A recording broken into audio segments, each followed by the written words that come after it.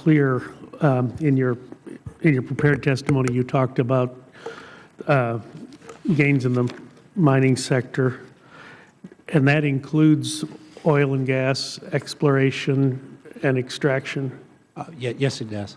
And does that include both offshore and onshore? Yes. Now, just looking at the table A14 under the household data, under that line item of mining, quarrying, gas and oil and gas extraction, the unemployment rate a year ago, 9.4%, April of 2011, 3.5%, which gives that one of the lowest unemployment rates. In fact, it rivals government workers for its low unemployment rate. Is that correct? Yes.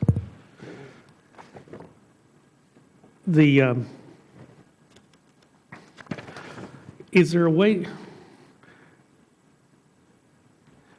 I guess what's confusing me is on your prepared testimony, you said employment in mining increased 11,000 in April, and I assume we're talking about oil and gas exploration and extraction in that 11,000?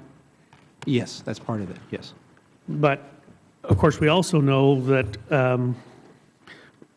because of federal policies, we put a lot of pressure on the actual mining, like coal mining. So do those two things tend to offset each other? Well, actually, this particular month, both oil and gas extraction and mining, except oil and gas, added jobs this month. Oil and gas added about 2,000 jobs. Mining, except oil and gas, added about 2,000. Mining, except oil and gas, added about 2.7 thousand. Let me ask you this. Do we know on the, what is the total universe of people that are employed in these industries? Well, mining together is about 720,000 people. But that includes offshore and onshore exploration and extraction? Right. Oil and gas extraction is about 170,000, and mining otherwise is about 210,000. On the previous table, A13,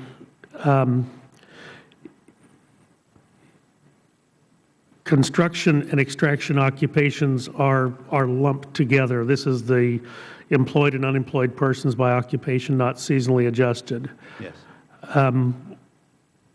Can we break those out for which, because obviously construction, I mean, when I look at table A14, the unemployment rate for construction in April of this year is 17.8%, almost 18%. So that is one of the highest, well, that is the highest unemployment rate in the current jobs report is in the construction industry. And yet at table A13, it's construction and extraction are added together. So like the total employed in April of 2011 is 7,042, but we already know that the greatest number, the greatest unemployment, the highest unemployment rate is in the construction industry. So how am I to interpret that? How am I to break that? How am I to break that down? If I'm looking for, sort of like for the total universe of people, right, on which these construction numbers and the mining numbers are based. Sure. Well, we don't have it in this release, but we can probably break this out a bit finer for you, if you'd like. Well, I think that would be helpful. I mean, we on the policymaking side. I mean, you heard some of it referenced this morning, where some people are talking about significantly increasing taxes on the oil and gas industry. I don't know, maybe that's necessary, maybe it's not.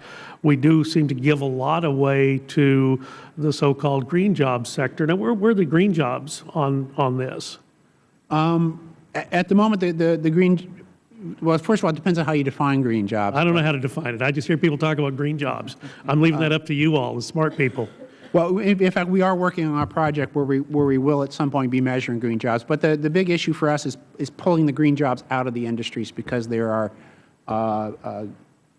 industries that specialize in green products that are sort of spread out throughout, and the big challenge for us is separating them from the rest of the industries. Right. And of course, these are industries that receive huge subsidies in the stimulus bill and various other things that we've done, the cash for caulkers and various things that we've done.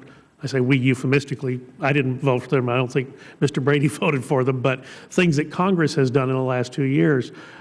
Do we get any, is there any way for us to get a sense of what our return on investment has been for those big, what people call green jobs and other people call green pork? Is there any way to get an idea of the return on investment there? And we're talking about raising the ante on the extraction and exploration and drilling sector. And again, I don't know, maybe that's a good thing. Let's see some data on that. But we also ought to be supplied some return on investment data for what has happened with the federal plus up of these other industries. Yeah, I certainly think even with the data as it is now, one might be able to get into that and see how some of these industries have done to get some feel for that. That's not something that we would normally do. But our data probably would educate you somewhat on that as it is right now. Once we get our green job project sort of done, where we're pulling out the green jobs, you probably get a better idea of that, but that's a ways off. When could we expect that? We're actually going to start collecting data next year on it. And so the problem is going to be, of course, is once you start collecting data, you don't know the baseline. You don't know, but we'll have some idea, I think, starting next year with the number of people employed in these industries. That's Heisenberg's uncertainty principle. The mere fact that you're looking at something means you can't be certain. Well, I say we've worked hard on getting a definition that makes sense. Well, I look forward to that. And again, I think it would be so helpful for us on the policymaking side, because we're going to be asked some big questions. And it would be great to know what the return on investment has been for the federal investment in this type of activity. I'm not complaining about it. Texas has a great number of wind farms that we didn't have 20 years ago, and surely there's been some effect, but it would be nice to know what kind of return on investment do we get for making those expenditures. Thank you. I'll yield back, Mr. Chairman. Thank you. Congressman Cummings? Thank you, Dr. Hall. As you know, the Treasury Department has reported that the United States is expected to hit its debt